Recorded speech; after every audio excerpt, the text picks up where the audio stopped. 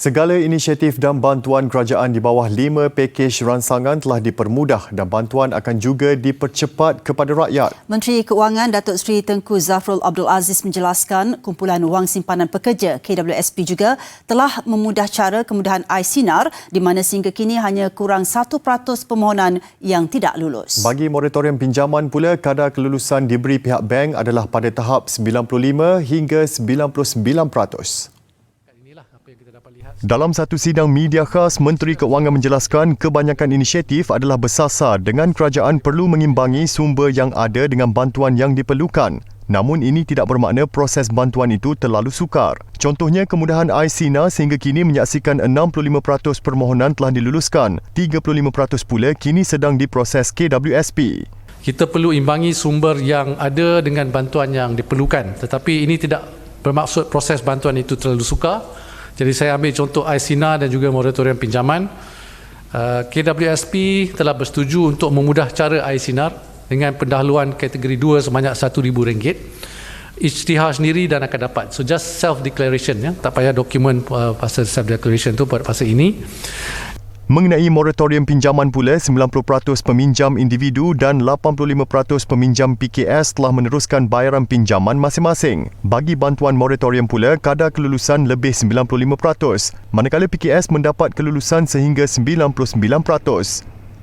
Kalau golongan B40, mereka hanya perlu membuat permohonan dan kalau mereka jatuh dalam kategori B40, kelulusan itu adalah automatik. Cuma permohonan hanya perlu dibuat kerana kadang kita dapat we did a survey, ramai juga yang kata mereka mahu membayar.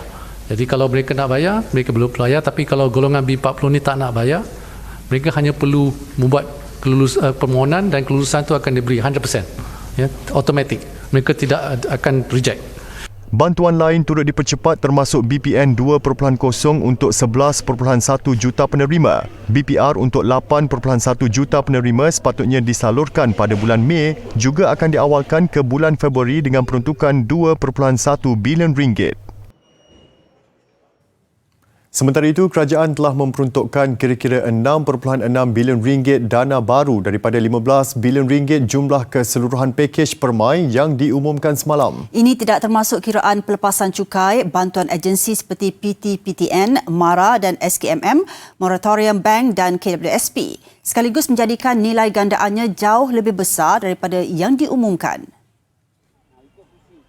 Menerusi matlamat pertama demi memerangi pandemik COVID-19, RM3.25 bilion peruntukan baru disediakan. RM1.51 bilion pula untuk memelihara kebajikan rakyat. Sementara RM1.84 bilion lagi di bawah matlamat ketiga, menyokong kelangsungan perniagaan.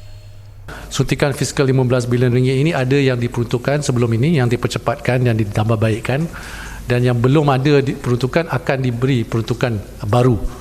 If it's not enough, then of course kita akan go back and ask for more money later lah. Tapi buat masa ini pada bulan Januari, we are going to refocus on some of the spending and reprioritize to areas yang kita rasa perlu dibelanjakan secepat mungkin lah.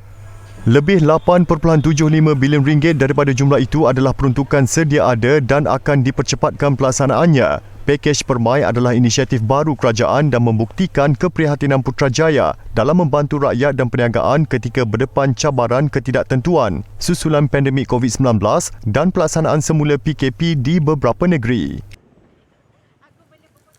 Selepas 5 pakej ransangan yang memberi manfaat kepada lebih 20 juta rakyat dan 2.4 juta perniagaan seluruh negara, Datuk Seri Tengku Zafrul memberi jaminan kerajaan akan tampil dengan pakej ransangan dan bantuan tambahan jika ada keperluan.